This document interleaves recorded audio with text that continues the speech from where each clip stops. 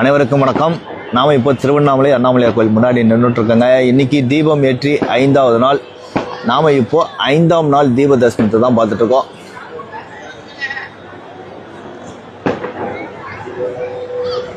தெரிஞ்சுங்களா? நல்லா என்ன தெரிஞ்சு பாருங்க.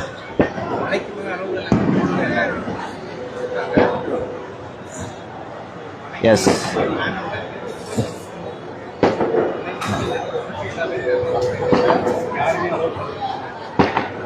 நல்லா தெரிஞ்சு பாருங்க.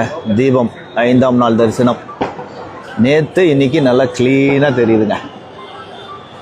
அப்படியே பாருங்க, ராஜகோபுர தரிசனம். இன்னைக்கு ஞாயிற்றுக்கிழமை அப்படிங்கிறதுனால பார்த்தீங்கன்னா கூட்டம் எக்காச்சக்கமான கூட்டங்க.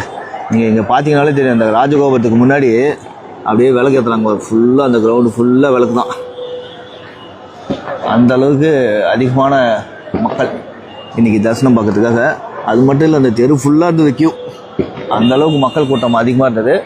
அதே மாதிரி நிறைய பேர் நம்மக்கிட்ட கேட்குறது என்னென்னா, மலை மேலே ஏறி போகலாமான்னு கேட்குறாங்க.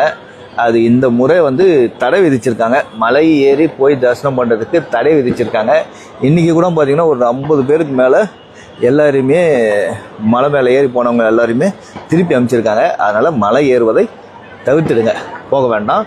எப்படி இருந்தாலும் மேலே போனீங்கன்னா அங்கே போலீஸு, ஃபாரஸ்ட் ஆஃபீஸ்லாம் இருப்பாங்க, திருப்பி அனுப்பிச்சிடுவாங்க. அதனால் போகிறத தவிர்த்துக்கோங்க.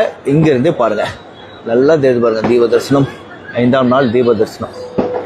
அதே மாதிரி தொடர்ந்து 11 நாட்கள் எரியும். இந்த மாதம் டிசம்பர் 13 கடைசி நாள். அதுக்கு முன்னாடி வாய்ப்பு கிடைச்சதுன்னா கண்டிப்பாக ஒரு நாள் தீப தரிசனத்தை பாருங்கள்.